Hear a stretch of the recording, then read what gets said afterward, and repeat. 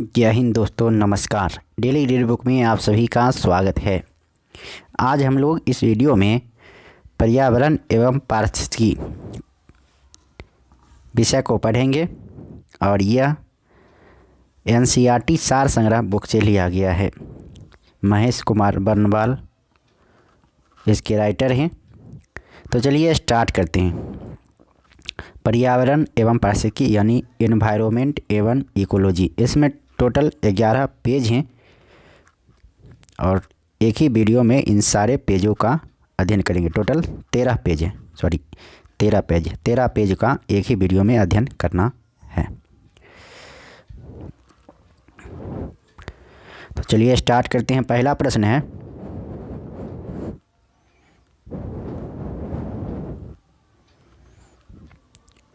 पारिस्थितिकी यानी इकोलॉजी किनके मध्य पारस्परिक संबंधों का अध्ययन है? जीव और वातावरण के। पर्यावरण के 3 प्रमुख घटक कौन से हैं? जैविक घटक, जैविक संघटक, अजैव या भौतिक संघटक तथा ऊर्जा संघटक। सर्वप्रथम गहन पारिस्थितिकी यानी डीप इकोलॉजी शब्द का प्रयोग किसने किया था? अर्नी नेस ने किया था। सर्वप्रथम गहन पारिस्थितिकी शब्द का प्रयोग। घास स्थल, वन तथा मरुस्थल किस पारिस्थितिकी तंत्र के उदाहरण हैं? स्थलीय पारिस्थितिकी तंत्र के। एक पद जो केवल जीव द्वारा ग्रहण किए गए स्थान का ही नहीं बल्कि जीवों के समुदाय में उसकी कार्यात्मक भूमिका का भी वर्णन करता है, पारिस्थितिकी कर्मता कहलाता है। 10% नियम किस वैज्ञानिक ने दिया था? रेमंड लिंडमैन ने दिया था 10% नियम। 10% नियम किससे संबंधित है? ऊर्जा के खाद्य के रूप में पोषी स्तर से दूसरे पोषी स्तर तक पहुंचने से संबंधित है। धारणीय या अस्थायी विकास की अवधारणा सर्वप्रथम किसने प्रस्तुत की? तो ब्रटलैंड कमीशन ने की थी धारणीय अवधारणा को सर्वप्रथम प्रस्तुत। अगला प्रश्न है, सर्वाधिक अस्थायी पारिस्थितिकी तंत्र कौन सा है? सर्वाधिक अस्थायी पारिस्थितिकी तंत्र है महासागर। पारितंत्र में खाद्य श्रृंखलाओं के संबंध में किस प्रकार के जीव अपघटक कहलाते हैं? कवक, जीवाणु। स्थलीय पारिस्थितिकी तंत्र में जीव भार का पिरामिड कैसा होता है? सीधा होता है। जीव भार का पिरामिड किस पारिस्थितिक तंत्र में उल्टा यानी विपरीत में बनता है? जलीय पारितंत्र में। पारिस्थितिक तंत्र में तत्वों के चक्रण को क्या कहते हैं? जैव भू रासायनिक चक्र कहते हैं। समुद्री वातावरण में कौन से जीव मुख्य प्राथमिक उत्पादक होते हैं? फाइटोप्लैंक्टन्स। पारितंत्र का गतिक हृदय किसे कहा जाता है? ऊर्जा प्रवाह व खनिज चक्र को कहा जाता है। पारितंत्र का गतिक हृदय किसे कहा जाता है? ऊर्जा प्रवाह व खनिज चक्र को कहा जाता है। किसी क्षेत्र के सभी जीवधारी तथा वातावरण में उपस्थित अजैव घटक संयुक्त रूप से किसका निर्माण करते हैं? पारितंत्र का निर्माण करते हैं। पारिस्थितिकी तंत्र की ऊर्जा का प्रमुख स्रोत किसे माना जाता है? सौरिक विकिरण को माना जाता है। अब है भारत में रामसर आर्द्रभूमियाँ कौन कौन से देखते हैं। जम्मू कश्मीर में है बूलर झील। होकेरा आर्द्रभूमि, होकेरा आर्द्रभूमि कहाँ है? जम्मू कश्मीर में है। सुरिनसर मानेसर जम्मू कश्मीर में है। सोमोरीरी झील कहाँ है? लद्दाख में है। चंद्रताल पोलडैम झील, रेणुका झील ये हिमाचल प्रदेश में स्थित हैं। हरिके बैराज, कांजली झील, रोपर झील, ब्यास कंजर्वेशन रिजर्व, केसो मियानी सामुदायिक रिजर्व, नागल वन्यजीव अभयारण्य ये पंजाब में हैं। केरल में है अष्टमुदी, सष्टमकोट्टा और वेम्बनाड झील केरल में स्थित हैं। सांभर झील केवलादेव राष्ट्रीय उद्यान ये राजस्थान में है। ओडिशा में है चिल्का झील, भीतरकनिका मैंग्रोव और कोलेरू झील है आंध्र प्रदेश में।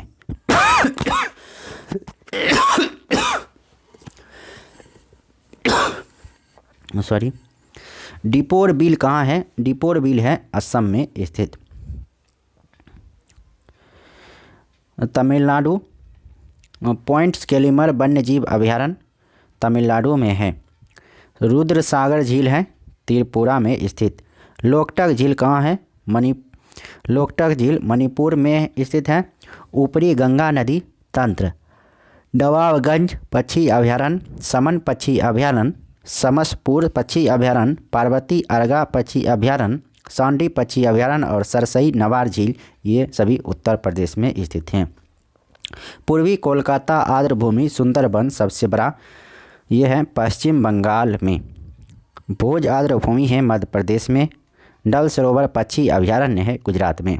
नंदूर मधमेश्वर है महाराष्ट्र में। अगला प्रश्न है पारिस्थितिकी तंत्र शब्द का सर्वप्रथम प्रयोग एजी टॉन्सले ने किया था। अब नेक्स्ट पेज की ओर देखते हैं। नेक्स्ट पेज में नेक्स्ट टॉपिक है बायोम एवं जैव मंडल, यानी बायोम एवं बायोस्फीयर। पहला प्रश्न है पृथ्वी पर पेड़ पौधे तथा जीव जंतुओं सहित सभी प्रमुख पारिस्थितिकी तंत्र क्या कहलाते हैं? बायोम कहलाते हैं। पृथ्वी पर सबसे बड़ा बायोम कौन सा है? जलीय बायोम है। सबसे कम जैव विविधता तथा जैव भार वाला बायोम कौन सा है? टुंड्रा बायोम है। जैव मंडल के अंतर्गत किन संगठनों को सम्मिलित किया जाता है? जैविक एवं अजैविक घटक को सम्मिलित किया जाता है। कौन सा तंत्र किसी समुदाय के सभी जीवों में संबंध स्थापित करता है? खाद्य जाल। सभी उपभोक्ताओं में कौन सा गुण पाया जाता है? परपोषी गुण पाया जाता है सभी उपभोक्ताओं में, क्योंकि वो अपना भोजन नहीं बनाते हैं। वे जातियां जो किसी समुदाय में प्रचुरता तथा जैव भार की अल्पता के बाद भी सामुदायिक अभिलक्षणों का प्रभाव दर्शाती है की स्टोन प्रजातियां कहलाती हैं। एबोनी तथा महोगनी वृक्ष किन वनों से संबंधित हैं? उष्णकटिबंधीय सदाबहार वनों से संबंधित हैं। साल, सागौन तथा शीशम किस बायोम के वृक्ष हैं? मानसूनी वन बायोम के वृक्ष हैं। किस बायोम की भूमि अम्लीय तथा अल्प खनिज वाली होती है? शंकुधारी वन। विषुवत रेखा से ध्रुवों की ओर जाने पर पारिस्थितिकी उत्पादन पर क्या प्रभाव पड़ता है? पहले बढ़ता है और फिर घटता है। किस बायोम में सबसे कम तापांतर पाया जाता है? अयनवर्ती सदाबहारी वर्षा वन बायोम में सबसे कम तापांतर पाया जाता है। किस बायोम में प्राथमिक उत्पादकता सर्वाधिक होती जाती है? विषुवतीय वन बायोम में। विश्व का सर्वाधिक विक्षुब्ध पारिस्थितिकी तंत्र कौन सा माना जाता है? मानसूनी बायोम को माना जाता है। यूकेलिप्टस वृक्ष को पारिस्थितिकी शत्रु कहा जाता है। यह ऑस्ट्रेलिया महाद्वीप में बहुतायत में पाया जाता है। सागर जल के नीतल में रहने वाले जीवों को कौन सी संज्ञा दी जाती है? वेंथस की संज्ञा दी जाती है। रेंडियर किस बायोम का जंतु है? रेंडियर टुंड्रा बायोम का जंतु है। अगला प्रश्न है भारत में वन सर्वेक्षण विभाग द्वारा कब से वन रिपोर्ट प्रकाशन किया जा रहा है? वर्ष 1987 से किया जा रहा है। देहरादून स्थित भारतीय वन सर्वेक्षण संस्थान के द्वारा प्रति 2 वर्षों के अंतराल पर भारत वन स्थिति रिपोर्ट प्रकाशित की जाती है। लानोस तथा कैंपोस घास किस बायोम में पाई जाती है? उष्णकटिबंधीय घास बायोम में पाई जाती है। कौन सी प्रजाति एक बड़े निवास स्थान पर रहती है तथा सामान्यतः प्रवासी होती है? अम्ब्रेला प्रजाति। प्राकृतिक वनस्पति का सर्वाधिक विकसित क्षेत्र कौन सा है? पतझड़ वन है। प्राकृतिक वनस्पति का सर्वाधिक विकसित क्षेत्र पतझड़ वन है। अनुकूलतम बायोम यानी ऑप्टिमम बायोम की दशाएं किस बायोम में पाई जाती है? अयनवर्ती सदाबहारी वर्षा वन बायोम में पाई जाती है। हाथी घास किस बायोम की एक प्रमुख घास है? Savanna biome. हाथी घास किस बायोम की एक प्रमुख घास है? सवाना बायोम की प्रमुख घास है। किसी भी बायोम में प्राणियों का जीवन उनकी क्रियाशीलता की तीव्रता तथा उनकी संख्या किस पर निर्भर करती है? संरचना, सकल बायोमास एवं जातियों के संगठन पर। विश्व के किस बायोम को प्रमुख अन्न भंडार तथा दुग्ध व्यवसाय का केंद्र माना कहा जाता है? शीतोष्ण घास बायोम को। कीस्टोन प्रजातियों का संरक्षण करना आवश्यक है। परितंत्र की अन्य प्रजातियां कीस्टोन प्रजातियों के प्रति अत्यंत संवेदनशील होती हैं। कीस्टोन प्रजातियों के विलुप्त होने पर अनेक अन्य प्रजातियां भी विलुप्त हो जाती हैं।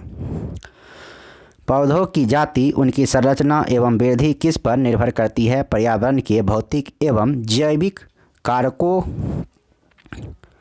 के अंतर संबंध पर निर्भर करती है। पर्णपाती वन किस प्रकार के बायोम में पाए जाते हैं? मानसूनी वन बायोम में पाए जाते हैं। दो भिन्न पारिस्थितिकी तंत्र के मध्य स्थित संक्रमण मंडल क्या कहलाता है? इकोक्लाइन कहलाता है। सर्वप्रथम पारिस्थितिक स्तूप की संकल्पना किसने प्रस्तुत की? चार्ल्स एटन ने की थी। सर्वप्रथम पारिस्थितिक स्तूप की परिकल्पना किसके द्वारा की गए थे? चार्ल्स एल्टन ने। भारत में किस क्षेत्र को पारिस्थितिकी उष्ण स्थल की संज्ञा दी जाती है? पश्चिमी घाट को दी जाती है। अगला प्रश्न है, उष्णकटिबंधीय सदाबहार बायोम को पृथ्वी के फेफड़े के नाम से भी जाना जाता है। उष्णकटिबंधीय सदाबहार बायोम को पृथ्वी के फेफड़े के नाम से भी जाना जाता है। अब है नेक्स्ट टॉपिक, जैव विविधता यानी बायोडाइवर्सिटी। जैव विविधता का क्या अर्थ होता है? पहला प्रश्न है जैव विविधता का क्या अर्थ है? जैव विविधता का अर्थ है एक निर्धारित क्षेत्र में विभिन्न प्रकार के पादप एवं जंतुओं की उपस्थिति। सर्वप्रथम जैव विविधता शब्द का प्रयोग किसने किया था? वाल्टर जी रोसेन ने किया था सर्वप्रथम जैव विविधता शब्द का प्रयोग।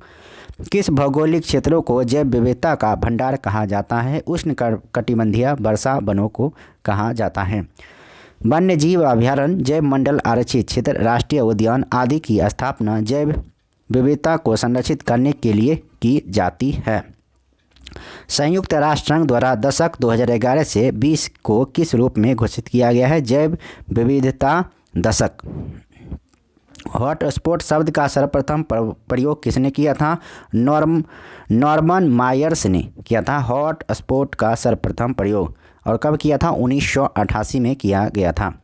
ऐसे क्षेत्र जो पारिस्थितिकीय दृष्टि से अत्यधिक उत्पादक होते हैं तथा जहां स्थानिक जातियों की उपलब्धता तथा जैव विविधता अधिक पाई जाती है, जैव विविधता हॉटस्पॉट कहलाते हैं। वर्तमान में विश्व में इसकी संख्या 36 है। भारतीय राष्ट्रीय जैविक विविधता प्राधिकरण कहाँ स्थापित किया गया है? चेन्नई, तमिलनाडु में। और कब स्थापित किया गया था? 2003 में। भारत में लेहबेरी के नाम से कौन सी पर्णपाती झाड़ी प्रसिद्ध है? सिवक थॉर्न प्रसिद्ध है। भारत में अति सघन वनों का सर्वाधिक क्षेत्र किस राज्य में पाया जाता है? अरुणाचल प्रदेश में पाया जाता है। एम स्ट्रिप शब्द किससे संबंधित है? बाघ अभयारण्यों के रखरखाव से संबंधित है।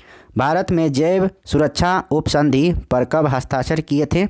भारत ने जैव सुरक्षा उपसंधि यानी प्रोटोकॉल पर कब हस्ताक्षर किया गया था? 23 जनवरी 2001 को।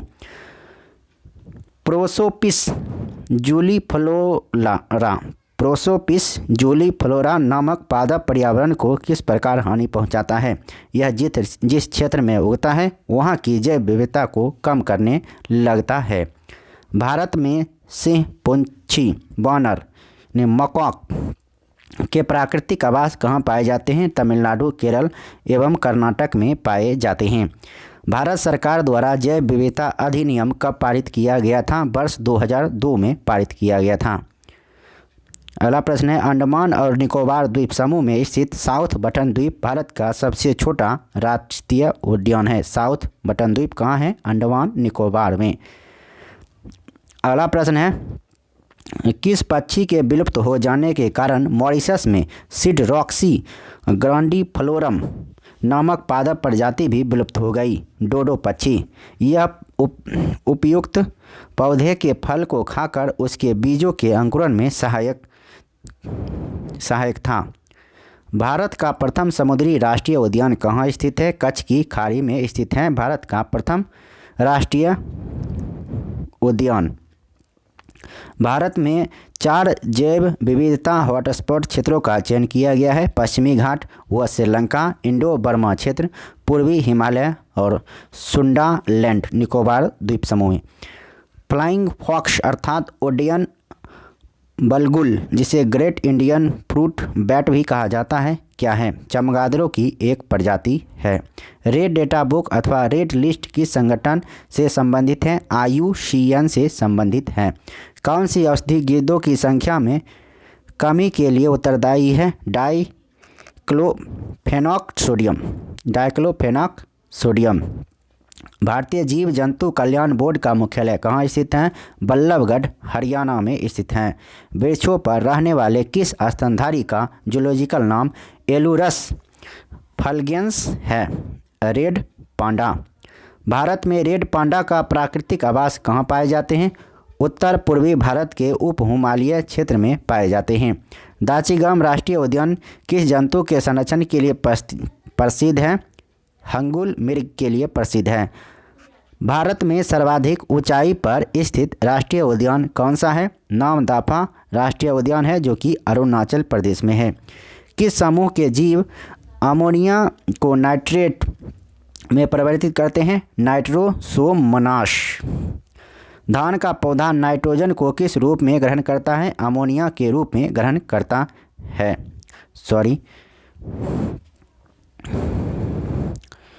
धान का पौधा नाइट्रोजन को किस रूप में ग्रहण करता है? अमोनिया के रूप में ग्रहण करता है। अगला प्रश्न है, जीव मंडलीय पारिस्थितिकी तंत्र में रासायनिक तत्वों का प्रवेश किस माध्यम से होता है? पौधों की जड़ों के द्वारा। भारत में पूर्वोत्तर के राज्यों को जैव विविधता द्वार कहा जाता है। नेक्स्ट पेज है, भारत को कितने जैव भौगोलिक क्षेत्रों में विभाजित किया गया है? 10 जैव। भारत को कितने जैव भौगोलिक क्षेत्रों में विभाजित किया गया है? 10।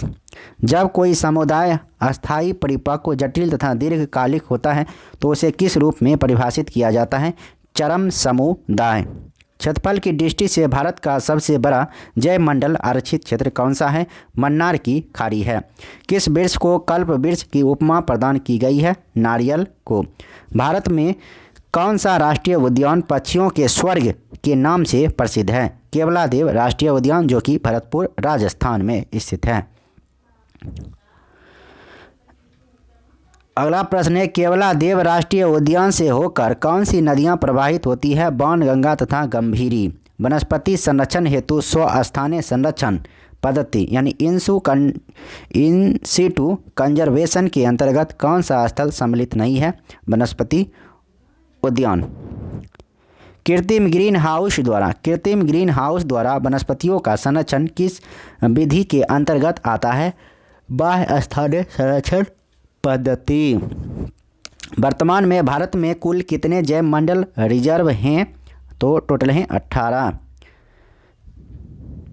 भारत के वन्य राष्ट्रीय उद्यान, जीव अभयारण्य व टाइगर रिजर्व, एक तरफ है राज्य, दूसरी तरफ है राष्ट्रीय उद्यान, उसके बाद है वन्य जीव अभयारण्य और उसके बाद है टाइगर रिजर्व। तो पहले एक तरफ राज्य और राष्ट्रीय उद्यान को पढ़ेंगे, फिर उसके बाद वन्य जीव अभयारण्य को और उसके बाद टाइगर रिजर्व को, तब याद होगा अच्छी तरह से। तो चलिए देखते हैं।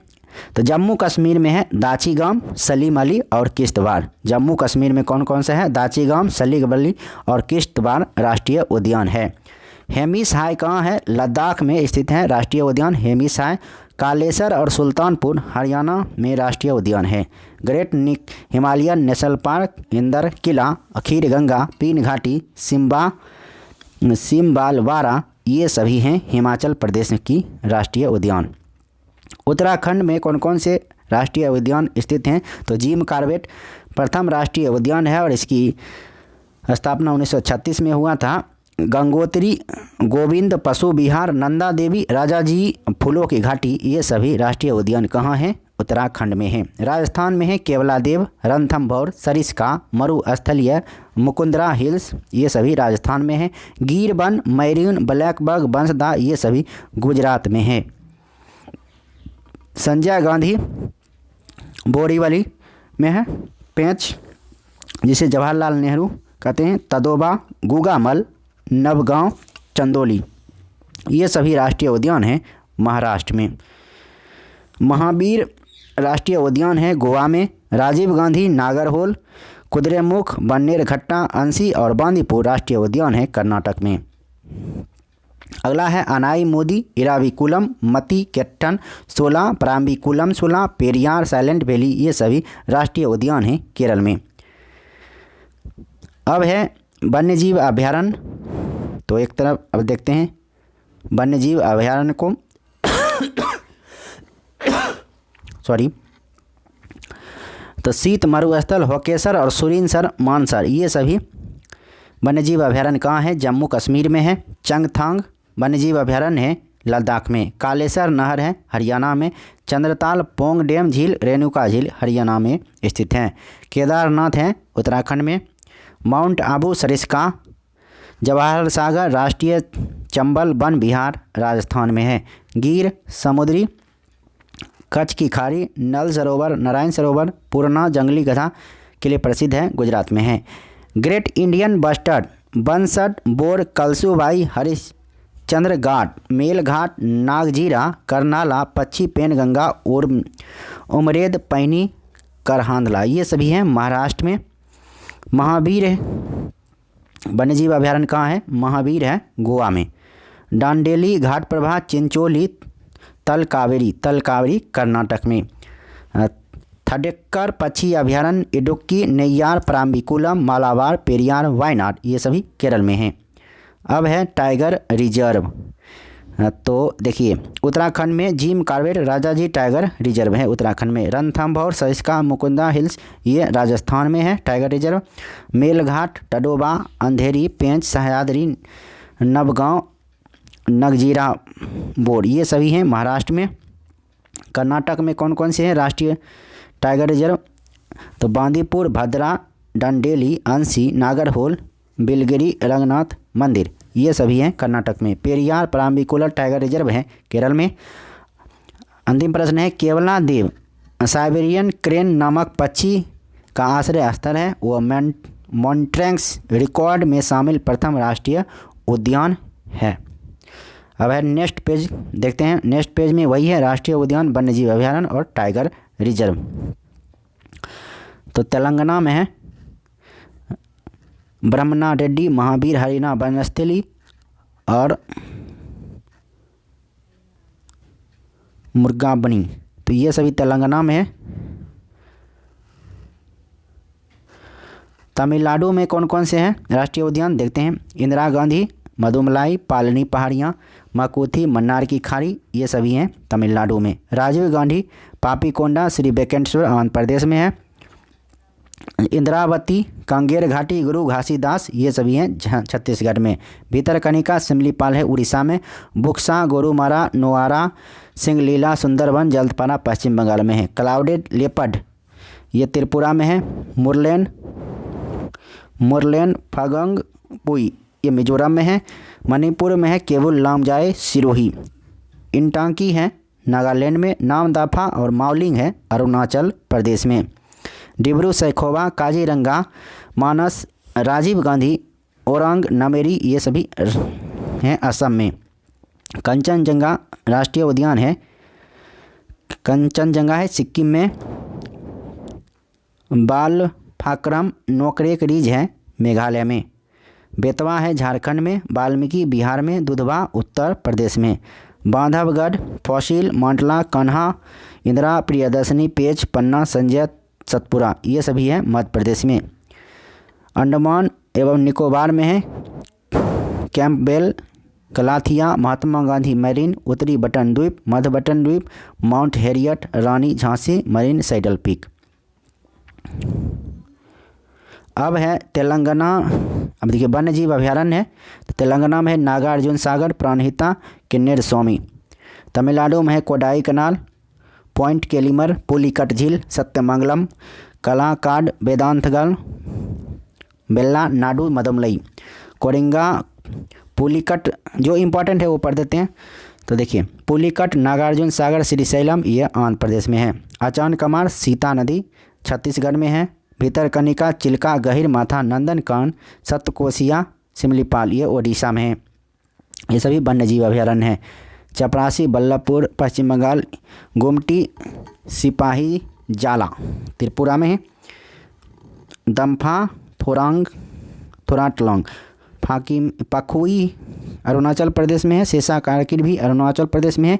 डिपोर बील है पूर्वी कार्बी आंगलोंग लद्दाख लखोबा असम में। किताम पंगलखा ये सिक्किम में है। डालमा, गौतम बुद्ध, हजारीबाग, पारसनाथ, पलामू, पोचचंची ये झारखंड में है। भीम बांध, गौतम बुद्ध, कांवर झील, वाल्मीकि ये सभी बिहार में वन्यजीव अभयारण्य हैं। बखीरा, कैमूर, महावीर स्वामी राष्ट्रीय तो ये सभी कहाँ हैं? उत्तर प्रदेश में। बोरी, गांधी सागर राष्ट्रीय, चंबल, रातापानी मध्य प्रदेश में। टटल द्वीप अरुणाचल ये अंडमान निकोबार द्वीप में है। अब देखिए इसमें देखते हैं कि टाइगर रिजर्व कौन कौन सा है। तो तेलंगाना में है, अमराबाद ये इम्पोर्टेंट नहीं है। सत्यमंगलम तमिलनाडु में है। नागार्जुन सागर श्रीशैलम है आंध्र प्रदेश में। इंद्रावती, उदंती, सीता नदी, अचानकमार है छत्तीसगढ़ में। सिमलीपाल, सप्तकोशिया है ओडिशा में टाइगर रिजर्व है। सुंदरबन बुक्सा ये टाइगर रिजर्व है पश्चिम बंगाल का। दम्फा है मिजोरम का। नामदफा, पक्की ये है अरुणाचल प्रदेश। मानस, नमेरी, काजीरंगा ये असम का टाइगर रिजर्व है।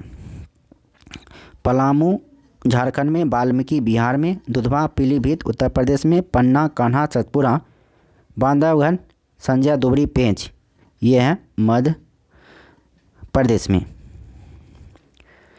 अंतिम प्रश्न है इसका, प्रोजेक्ट टाइगर 1973 में, प्रोजेक्ट एलिफेंट 1992 में तथा इंडियन राइनो विजन 2020-2005 में प्रारंभ किया गया था। अब है यूनेस्को में शामिल जैव मंडल आरक्षित क्षेत्र। कौन कौन से जैव मंडल आरक्षित क्षेत्र जो कि यूनेस्को में शामिल है? तो यह नीलगिरी कहाँ है?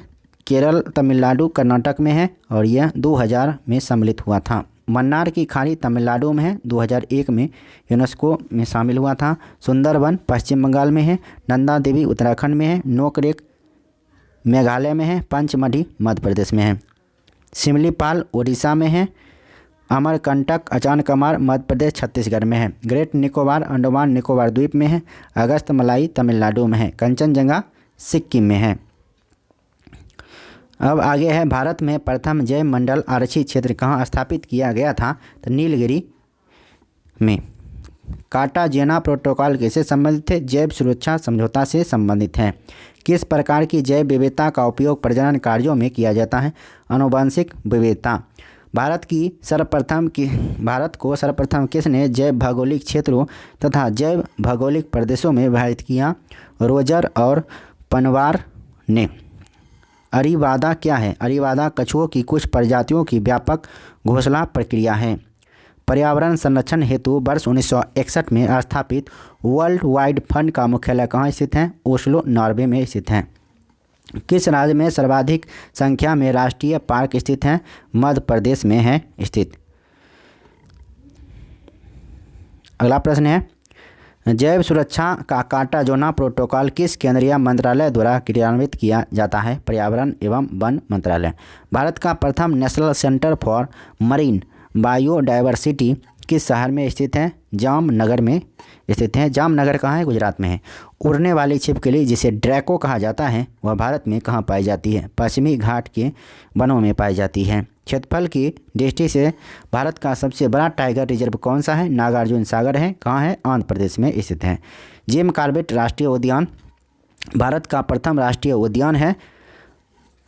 वह प्रोजेक्ट टाइगर के अंतर्गत अधिसूचित प्रथम टाइगर रिजर्व है। पहले इसका नाम हेली राष्ट्रीय उद्यान था। विश्व का कौन सा द्वीप केवल पक्षियों के लिए आरक्षित है? कजीन द्वीप। विश्व का कौन सा द्वीप केवल पक्षियों के लिए आरक्षित है? कजीन द्वीप है ये सेशेल्स में। भारत में पक्षियों का प्रथम वनारण्य कहाँ स्थापित किया गया था? वेदांतगल, तमिलनाडु में।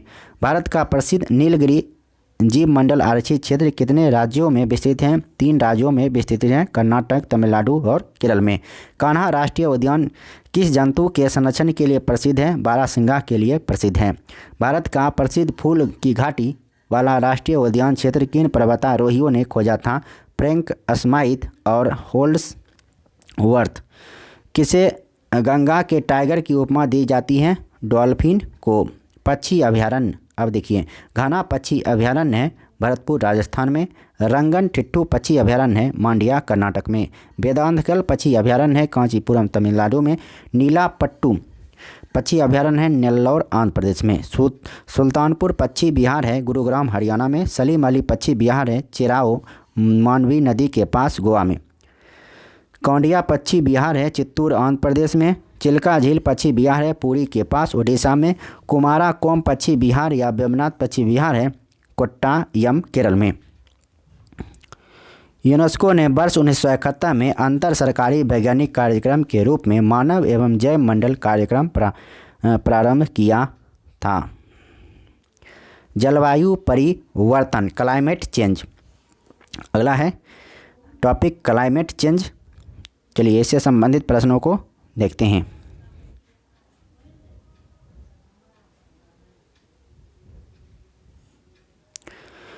जलवायु परिवर्तन के प्रमुख कारण क्या हैं? जलवायु परिवर्तन के प्रमुख कारण क्या हैं? तो ग्रीन हाउस गैसें, ओजोन परत का क्षरण तथा प्रदूषण, ये सभी जलवायु परिवर्तन के कारण हैं। ग्रीन हाउस गैसें की संकल्पना किसने प्रस्तुत की? जोसेफ फोरियर ने दिया था ग्रीन हाउस गैसें की संकल्पना। अगला प्रश्न है, किसी गैस का वैश्विक तापन विभव यानी ग्लोबल वार्मिंग पोटेंशियल किन बातों पर निर्भर करता है? उस गैस के अणुओं की दक्षता एवं उस गैस की वायुमंडलीय जीवन काल पर। प्राकृतिक रूप से पाई जाने वाली वह ग्रीन हाउस गैस कौन सी है जिसे सर्वाधिक ग्रीन हाउस प्रभाव उत्पन्न करती है? जल वाष्प। अगला प्रश्न है, वर्ष 2015 में पेरिस समझौते में ग्रीन हाउस गैस के उत्सर्जन को सीमित करने का लक्ष्य रखा गया है। इसके अंतर्गत यह लक्ष्य है कि 21वीं शताब्दी के अंत तक औसत वैश्विक तापमान में वृद्धि उद्योग पूर्व से 2 डिग्री या यदि संभव हो सके तो 1.5 डिग्री से अधिक न हो पाए। क्योटो प्रोटोकॉल किस वर्ष से प्रभावी हुआ? क्योटो प्रोटोकॉल हुआ 2005 से प्रभावी। वह सर्वाधिक भंगुर पारिस्थितिकी तंत्र कौन सा है जो वैश्विक तापन द्वारा सबसे पहले प्रभावित होगा? आर्कटिक एवं ग्रीनलैंड हिम चादर। वायु में कार्बन डाइऑक्साइड की मात्रा बढ़ने से वायुमंडल का तापमान क्यों बढ़ता है? क्योंकि कार्बन डाइऑक्साइड सौर विकिरण के अवरक्त अंश को अवशोषित करती है। मीथेन गैस के उत्सर्जन के प्रमुख प्राकृतिक स्रोत कौन से हैं? आर्द्रभूमि, समुद्र, हाइड्रेट्स हैं। ग्रीन हाउस गैस प्रोटोकॉल का विकास किसके द्वारा किया गया? ग्रीन हाउस गैस प्रोटोकॉल का विकास वर्ल्ड रिसोर्स इंस्टीट्यूट तथा world business council on sustainable development के द्वारा किया गया। फिर से प्रश्न पढ़ देते हैं। ग्रीन हाउस गैस प्रोटोकॉल का विकास किसके द्वारा किया गया था? World resource institute WRI, world business council on sustainable development के द्वारा। विश्व के तापमानों पर आंकड़े प्राप्त करने के लिए वैश्विक वायुमंडल निगरानी स्टेशन कहाँ स्थापित किए गए हैं? अल्जीरिया, ब्राज़ील तथा केन्या में। जलवायु परिवर्तन का क्रायोजेनिक संकेतक किसे प्राप्त किया जाता है? आइस कोर से। अगला प्रश्न है, हिम तत्व किसी ग्लेशियर या बर्फ की चादर यानी आइस शीट को छेद कर प्राप्त किया गया एक बेलनाकार नमूना होता है। वैश्विक जलवायु परिवर्तन के संदर्भ में कौन सी पद्धतियाँ मृदा में कार्बन प्रच्छादन संग्रह में सहायक हैं? समोच्च बाण, अनुपद शयन एवं शून्य जुताई। किस राष्ट्रीय सम्मेलन में हरित जलवायु कोष के गठन का प्रावधान किया गया था? कानकून सम्मेलन। यह कब हुआ था? मैक्सिको, वर्ष 2010 में। कहाँ? मैक्सिको में। हरित जलवायु कोष के गठन का क्या उद्देश्य था? विकासशील देशों को जलवायु परिवर्तन का सामना करने हेतु अनुकूल और न्यूनीकरण पद्धतियों में सहायता देना। यदि किसी महासागर का पादप प्लवक किसी कारण से पूर्णतया नष्ट हो जाए तो कार्बन सिंक के रूप में महासागर पर एवं महासागर की खाद्य श्रृंखला पर इसका प्रतिकूल प्रभाव पड़ेगा। विश्व की प्रथम जलवायु सम्मेलन कहाँ आयोजित किया गया था? जेनेवा, स्विट्जरलैंड में आयोजित किया गया था। कब? वर्ष 1979 में। कौन सी घटनाएं वैश्विक तापन के प्रभाव को दर्शाती हैं? हिमानी का पिघलना, सागरीय तल में उत्थान, मौसमी दशाओं में परिवर्तन, वैश्विक तापमान में वृद्धि आदि। वैश्विक तापन के कारण एल्पाइन ग्लेशियर के पिघलने से किन दो देशों को अपनी अंतर्राष्ट्रीय सीमाएं फिर से निर्धारित करनी पड़ी? इटली तथा स्विट्जरलैंड। अब अगला है, ऊर्जा की बचत कर पृथ्वी को सुरक्षित रखने के उद्देश्य से प्रत्येक वर्ष मार्च के अंतिम शनिवार को पृथ्वी काल मनाया जाता है। इस समय घंटे 8:30 से 9 बजे के बीच की बत्तियां बुझा दी जाती हैं। वर्ष 2020 में 28 मार्च का पूरा विश्व में अर्थ आवर मनाया गया। इसमें 187 देशों के 7,000 से अधिक देशों ने भाग लिया। Green group world wide fund for nature द्वारा आयोजित यह अर्थ का 14वां संस्करण था। इसका विषय था जलवायु परिवर्तन। भारत ने क्योटो प्रोटोकॉल की द्वितीय प्रतिबद्धता अवधि अपनी सहमति कब प्रदान की? तो अगस्त 2017 को। IPCC यानी inter governmental panel on climate change की पहली रिपोर्ट कब प्रकाशित हुई? वर्ष 1990 में। अगला प्रश्न है, भूटान एक कार्बन नेगेटिव देश है। यह प्रति वर्ष वायुमंडल से 6 मीट्रिक टन कार्बन अवशोषित करता है। कौन? भूटान। अगला टॉपिक है ओजोन परत क्षरण एवं प्रदूषण। Ozone layer depletion and pollution. पहला प्रश्न है, ओजोन परत वायुमंडल के किस स्तर में स्थित होता है? समतल मंडल में स्थित होता है। ओजोन परत पृथ्वी से कितनी ऊंचाई पर स्थित है? 20 से 35 किलोमीटर की ऊंचाई पर स्थित है। वर्ष 2015 में तिब्बत पठार के ऊपर ओजोन आभामंडल की खोज किसने की? GW केंट मूर ने की थी। अंटार्कटिका के ऊपर ओजोन क्षेत्र की खोज किसने की थी? ब्रायन गार्डियन, जोनाथन सैंकलिन ने। मॉन्ट्रियल प्रोटोकॉल किस पर्यावरणीय समस्या से संबंधित है? ओजोन परत के क्षय को रोकने से संबंधित है। ओजोन परत को किस इकाई में मापा जाता है? डॉप्सन इकाई में मापा जाता है। ओजोन परत के क्षरण के लिए कौन सी गैसें उत्तरदायी हैं? CFC, halogen, nitrous oxide, trichloroethylene, halogen 1211, 1301 आदि। ऐसे पदार्थ जो ओजोन की परत को कम से कम हानि पहुंचाते हैं ओजोन अनुकूल पदार्थ कहलाते हैं। भारत के श्रीनगर में ओजोन परत की मोटाई सर्वाधिक एवं त्रिवेंद्रम में सबसे कम है। सितंबर से अक्टूबर माह के मध्य ओजोन परत की मोटाई में अधिक कमी आती है। वायु में तैरते हुए श्वसनीय सूक्ष्म कणों का आकार कितना होता है? 5 माइक्रोन से कम होता है। मानव जनित पर्यावरणीय प्रदूषण को क्या कहा जाता है? एंथ्रोपोजेनिक कहा जाता है। जैव निम्नीकरणीय रहित प्रदूषण पर्यावरण में किस प्रकार प्रवेश करते हैं? मानव जनित प्रदूषण के कारण प्रवेश करते हैं। वे वायु प्रदूषक जो प्रदूषण स्रोत से सीधे वायु में मिलते हैं क्या कहलाते हैं? प्राथमिक प्रदूषक कहलाते हैं। ऐसे वायु प्रदूषक जो प्राथमिक वायु प्रदूषकों तथा साधारण वातावरणीय पदार्थों की क्रिया के फलस्वरूप उत्पन्न होते हैं क्या कहलाते हैं? द्वितीयक वायु प्रदूषक कहलाते हैं। अगला प्रश्न है, प्रॉक्सी एसिटिल नाइट्रेट ओजोन तथा स्मॉग किस प्रकार के प्रदूषक हैं? द्वितीयक प्रदूषक। कौन सा वायु प्रदूषक ऑक्सीजन की अपेक्षा अधिक शीघ्रता से रक्त के हीमोग्लोबिन में घुल जाता है? Carbon monoxide. जब अकार्बनिक पोषक जैसे फॉस्फेट तथा नाइट्रेट घुलकर जलीय पाचकीय तंत्र में आ जाते हैं तो जलीय पाचकीय तंत्र में किस घटना में वृद्धि करते हैं? सुपोषण। वाहनों में पेट्रोल के दहन के परिणाम स्वरूप से कौन सी धातु वायु को प्रदूषित करती है? लीड प्रदूषित करती है।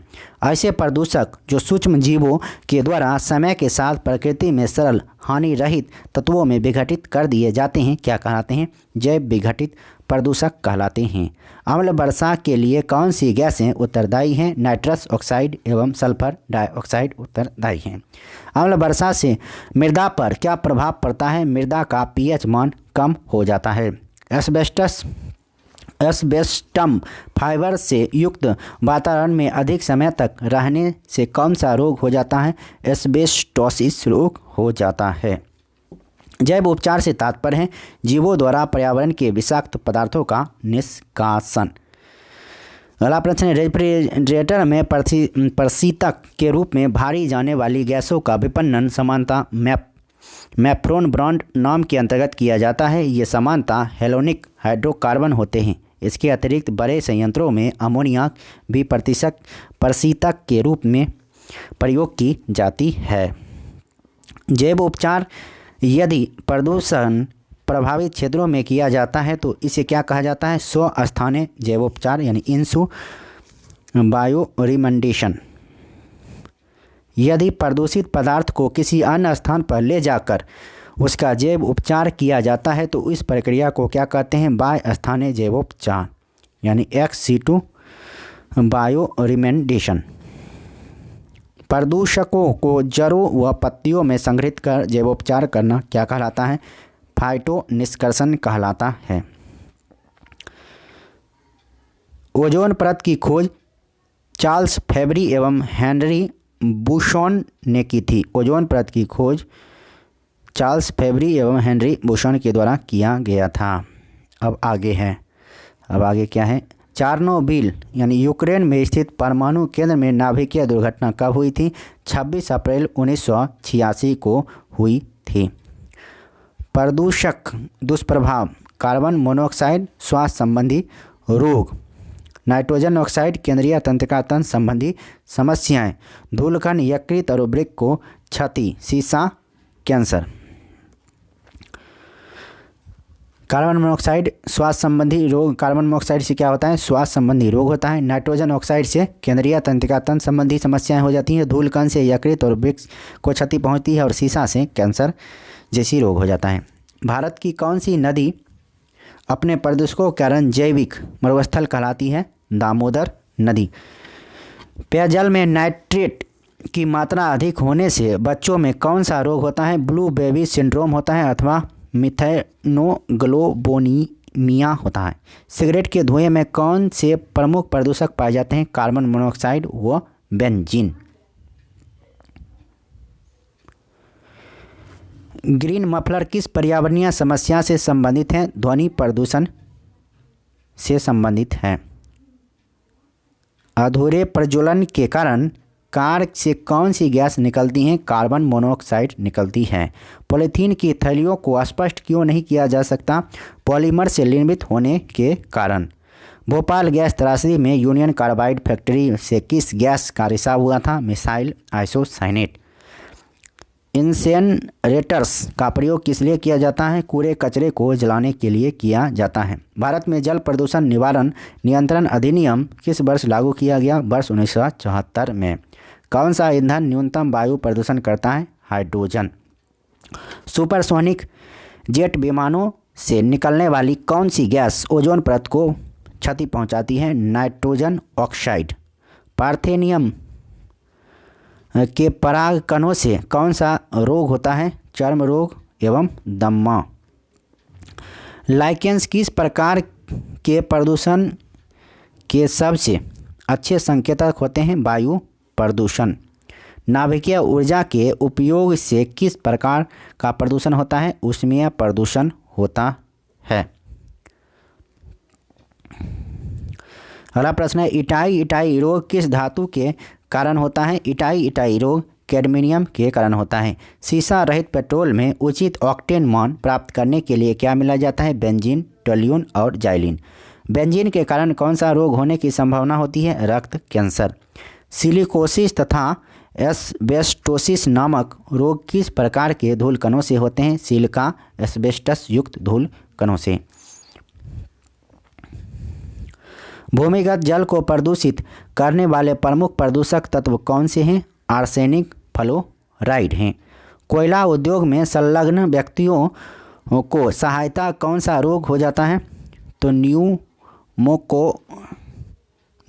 रोग हो जाता है।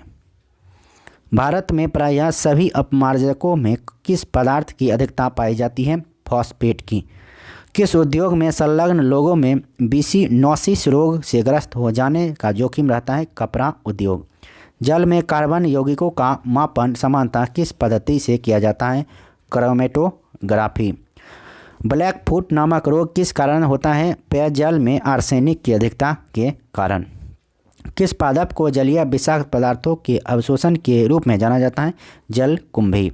ग्लोबल वार्मिंग के फलस्वरूप जलवायु में होने वाले परिवर्तन का मापन कैसे किया जाता है? रेडियो सक्रिय फोर्सिंग के द्वारा। जीरोडर्मा पिगमेंटोसम नामक रोग किस प्रकार के विकिरण के प्रति संवेदनशील व्यक्तियों को होता है? पराबैंगनी विकिरण। एक तरफ है वायु प्रदूषक, दूसरी तरफ है प्रभावित अंग। एस्बेस्टस धूल से क्या चीज़ प्रभावित होता है? फेफड़े। शीशा से मस्तिष्क, पारा उदर, कार्बन मोनोऑक्साइड से रक्त वाहिनियाँ। एस्बेस्टस धूल से फेफड़े प्रभावित होता है, शीशा से मस्तिष्क, पारा से उदर और कार्बन मोनोऑक्साइड से रक्त वाहिनियाँ। लास्ट प्रश्न है इंडोर वायु प्रदूषण की सर्वाधिक महत्वपूर्ण प्रदूषक रेडोन गैस। इसे फेफड़े का कैंसर एवं रक्त कैंसर होता है। अब है पर्यावरण संस्थाएं एवं संगठन। तो एक तरफ है पर्यावरण संस्था और एक तरफ है उसका उद्देश्य क्या था, तो देखते हैं। चलिए, संयुक्त राष्ट्र पर्यावरण कार्यक्रम, थोड़ा स्क्रीनशॉट में प्रॉब्लम हुआ है तो कोई दिक्कत नहीं है, सुनते रहिए, सब कुछ ठीक हो जाएगा। संयुक्त राष्ट्र पर्यावरण कार्यक्रम की स्थापना वर्ष 1972 में हुआ था और इसके सदस्य देश हैं 193। मुख्यालय है नैरोबी, केन्या में। ये वैश्विक, क्षेत्रीय एवं राष्ट्रीय पर्यावरण परिस्थितियों एवं प्रवृत्तियों का आकलन करना एवं राष्ट्रीय पर्यावरणीय उपकरण विकसित करना इसका उद्देश्य है। IUCN यानी international for conservation of nature की स्थापना 1948 में होती है और इसका मुख्यालय ग्लैंड, स्विट्जरलैंड में है और सदस्य देश हैं 1300।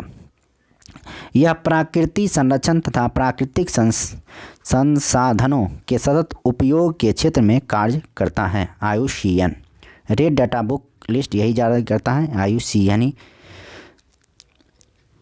वन्य पादप एवं जंतुओं की संकटपन्न प्रजातियों के व्यापार पर अंतर्राष्ट्रीय अधिसमय या वाशिंगटन कन्वेंशन स्थापना कब हुआ था? 1973 में। मुख्यालय है जेनेवा में, सदस्य है 183। इसका उद्देश्य है यह सुनिश्चित करना कि वन्य जीवों एवं पादपों का अंतर्राष्ट्रीय व्यापार उनकी उत्तरजीविता के लिए संकट उत्पन्न न करे। अब है वन्य जंतुओं की प्रवासी प्रजातियों के संरक्षण पर अभिसमय। इसका स्थापना 1979 में होता है और मुख्यालय है बॉन, जर्मनी में। यह अभिसमय प्रवासी पक्षियों के संरक्षण के लिए वैश्विक मंच प्रदान करता है। अब है विश्व वन्य जीव कोष। इसकी स्थापना 1961 में हुआ था और मुख्यालय है ग्लैंड, स्विट्जरलैंड में। यह पर्यावरण संरक्षण, शोध एवं पुनर्स्थापना के लिए कार्य करता है। अगला है वर्ल्ड लाइफ इंटरनेशनल। इसकी स्थापना 1922 में हुआ था और मुख्यालय है कैम्ब्रिज में। यह पक्षियों एवं उनके आवासों का संरक्षण करके वैश्विक जैव विविधता का संरक्षण करता है।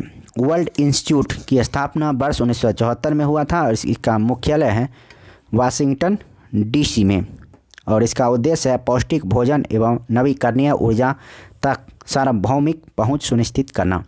ग्रीन पीस की स्थापना 1971 में हुआ था और इसका मुख्यालय है एम्स्टर्डम, नीदरलैंड में। यह वैश्विक पर्यावरण के मुद्दों, जलवायु परिवर्तन, निम्नीकरण, आनुवंशिक अभियांत्रिक आदि पर ध्यान केंद्रित करता है।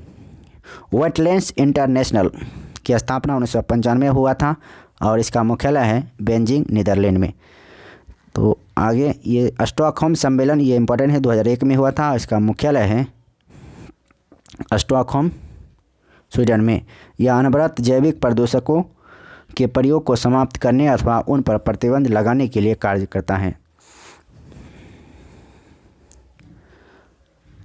अब है मिसलेनियस यानी विविध। तो इस चैप्टर का लास्ट अध्याय।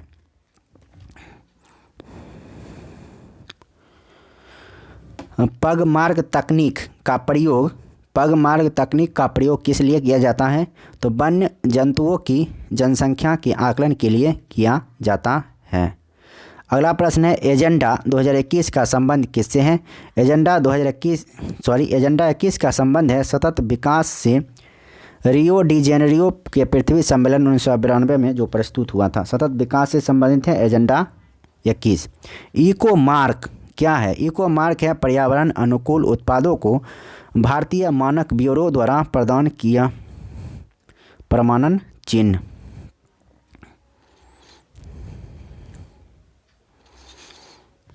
ग्लोबल 500 पुरस्कार किस क्षेत्र में विशेष उपलब्धियों हेतु प्रदान किया जाता है? पर्यावरण संरक्षण के क्षेत्र में प्रदान किया जाता है।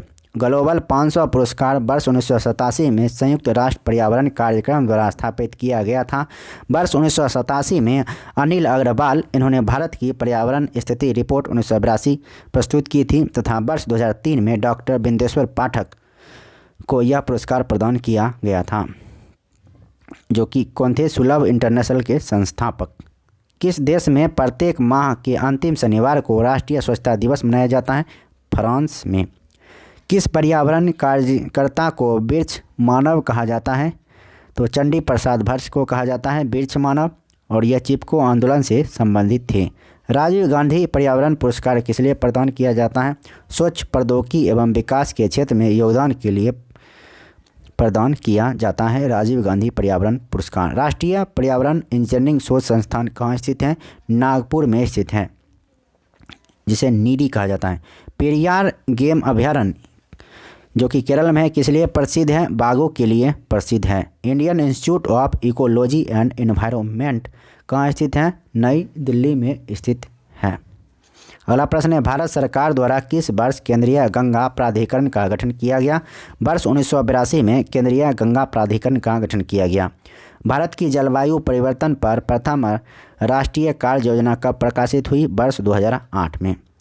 भारतीय वन्य जीव संरक्षण संघ कहाँ स्थित है? देहरादून में स्थित है। अगला प्रश्न है हरित अर्थव्यवस्था में हरित जीडीपी की संकल्पना प्रस्तुत करने वाला प्रथम देश कौन सा है? चीन है। पारिस्थितिकी अस्थायी मितव्ययिता है, यह किस आंदोलन का नारा है? चिपको आंदोलन का नारा है। राष्ट्रीय कृषि वानिकी अनुसंधान केंद्र कहाँ स्थित है? झांसी, उत्तर प्रदेश में स्थित है। अमृता देवी स्मृति पुरस्कार किस लिए दिया जाता है? वन एवं वन्यजीवों की सुरक्षा हेतु किए गए कार्यों के लिए दिया जाता है। कौन सा जंतु विश्व वन्यजीव कोष का शुभंकर है? तो यह है पांडा। पृथ्वी विज्ञान मंत्रालय के गठन से पूर्व इस मंत्रालय का नाम क्या था? महासागर विकास मंत्रालय। यमुना एक्शन प्लान औपचारिक रूप से कब प्रारंभ किया गया था? वर्ष 1993 में। सासाकावा पुरस्कार किस क्षेत्र में प्रदान किया जाता है? पर्यावरण संरक्षण एवं प्रबंधन के क्षेत्र में। अब है आंदोलन और संबंधित व्यक्ति। चिपको आंदोलन से संबंधित व्यक्ति है सुंदरलाल बहुगुणा, गौरी देवी और चंडी प्रसाद भट्ट। नर्मदा बचाओ आंदोलन से संबंधित है मेधा पाटेकर और बाबा आमटे। मैती आंदोलन से कल्याण सिंह रावत और बिश्नोई आंदोलन संत जमभोजी अमृता देवी बिश्नोई। प्रथम पृथ्वी शिखर सम्मेलन कहाँ आयोजित किया गया था? रियो डी जेनेरो, ब्राज़ील में आयोजित किया गया था प्रथम पृथ्वी शिखर सम्मेलन। कब? 1992 में। अंतर्राष्ट्रीय सौर गठबंधन का प्रथम शिखर सम्मेलन किस शहर में आयोजित किया गया? नई दिल्ली, 2018 में। अगला प्रश्न है कृषि वैज्ञानिक MS स्वामीनाथन को UNEP द्वारा फादर ऑफ इकोनॉमिक इकोलॉजी की उपाधि दी गई। किसे? MS स्वामीनाथन UNEP द्वारा फादर ऑफ इकोनॉमिक इकोलॉजी की उपाधि दी गई। अब है अंतर्राष्ट्रीय पर्यावरण सम्मेलन और संधियाँ। तो कब कब हुआ था ये देखते हैं। अंतर्राष्ट्रीय मानव पर्यावरण सम्मेलन स्टॉकहोम सम्मेलन पर्यावरण का मैग्ना कार्टा जिसे कहा जाता है, ये 1972 में हुआ था और इसमें संयुक्त राष्ट्र पर्यावरण कार्यक्रम की स्थापना किया गया था। 5 जून को पर्यावरण दिवस मनाने का निर्णय लिया गया था इसी में। और मानव विकास और पर्यावरण के मध्य संपर्क को कम करने की दिशा में किया गया प्रथम प्रयास था। हेलसिंकी सम्मेलन हुआ था 1974 में और सामुद्रिक पर्यावरण की सुरक्षा निर्णय लिया गया था। लंदन सम्मेलन 1975 में और समुद्र में कचरे के निस्तारण पर प्रतिषेध। यूरोपीय वन्य जीव प्राकृतिक निवास क्षेत्र संरक्षण 1979 में प्रजाति संरक्षण से। वियना सम्मेलन हुआ था 1985 में ओजोन स्तर का संरक्षण से संबंधित है वियना सम्मेलन। मॉन्ट्रियल सम्मेलन हुआ था 1987 में जो कि ओजोन परत के संरक्षण के लिए पहला अंतर्राष्ट्रीय समझौता था जिसे मॉन्ट्रियल प्रोटोकॉल कहा जाता है। 16 सितंबर 1987 को लागू हुआ था। 16 सितंबर को ओजोन दिवस के रूप में इसीलिए मनाया जाता है। रियो सम्मेलन 1992 हुआ था। पृथ्वी सम्मेलन जिसे कहा जाता है पर्यावरण विकास के लिए अंतर्राष्ट्रीय सहयोग एजेंडा 21 स्वीकृत किया गया। जलवायु परिवर्तन पर संयुक्त राष्ट्र फ्रेमवर्क कन्वेंशन की स्थापना किया गया। नैरोबी घोषणा पत्र हुआ था 1997 में अंतर्राष्ट्रीय संधियों का प्रभावी क्रियान्वयन। क्योटो सम्मेलन क्योटो प्रोटोकॉल 1997 में हुआ था। ग्रीन हाउस गैसों की पहचान तथा भूमंडलीय तापन को कम करना। वर्ष 1990 के स्तर को 5% कटौती का निर्णय। माल्मो घोषणा पत्र 2000 में हुआ था। पर्यावरण संरक्षण में निजी क्षेत्र की भूमिका। इन्फोटेरा सम्मेलन डबलिन 2000 में पर्यावरण से संबंधित सूचना विस्तार। जोहान्सबर्ग 2002 में सतत विकास पर विशेष बल। विश्व एकजुटता कोष की स्थापना पर सहमति। मॉन्ट्रियल सम्मेलन 2005 में हुआ था और विकसित देशों द्वारा 2012 तक ग्रीन हाउस गैसों के उत्सर्जन को कम कर वर्ष 1990 स्तर तक लाना। नूसा दुआ सम्मेलन बाली रोड मैप 2007 में हुआ था। ग्रीन हाउस गैसों के उत्सर्जन दर को वर्ष 2000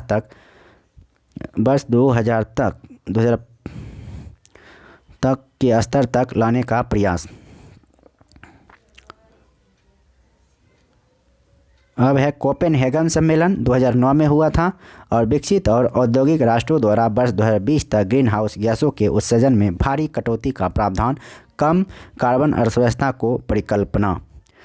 अब है उसके बाद कानकुन सम्मेलन 2010 में हुआ था। हरित जलवायु कोष स्थापित करने का निर्णय। डरबन सम्मेलन हुआ था 2011 में। डरबन प्लेटफॉर्म के अंतर्गत ग्रीन क्लाइमेट फंड की संकल्पना।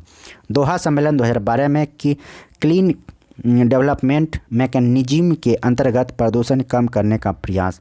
रियो सम्मेलन 20 सम्मेलन 2012 में हुआ था। पृथ्वी सम्मेलन के 2 दशक पूरे होने के उपलक्ष्य में संयुक्त राष्ट्र सतत विकास सम्मेलन जिसमें द फ्यूचर वी वांट मसौदा प्रस्तुत किया गया। हरित व्यवस्था पर बल दिया गया। वार्सा सम्मेलन हुआ था 2013 में और ग्रीन क्लाइमेट फंड बनाने पर सहमति। लीमा सम्मेलन 2014 में। पेरिस सम्मेलन 2015 में हुआ था। उसके बाद बाग इगली सम्मेलन 2016 में। बॉन सम्मेलन 2017 में। मैड्रिड सम्मेलन 2019 में हुआ था। जलवायु परिवर्तन से जूझ रहे देशों की मदद के लिए घोषणा का समर्थन। तो इस वीडियो में अब इतना ही। अब फिर मिलते हैं नेक्स्ट वीडियो में नेक्स्ट विषय के साथ। पूरा इकोसिस्टम इसी में समाप्त हो गया है। वीडियो अच्छा लगा तो लाइक कीजिए और चैनल पर नए हैं तो सब्सक्राइब कर लीजिए। फिर मिलते हैं नेक्स्ट वीडियो में। तब तक के लिए नमस्कार। जय हिंद, जय भारत।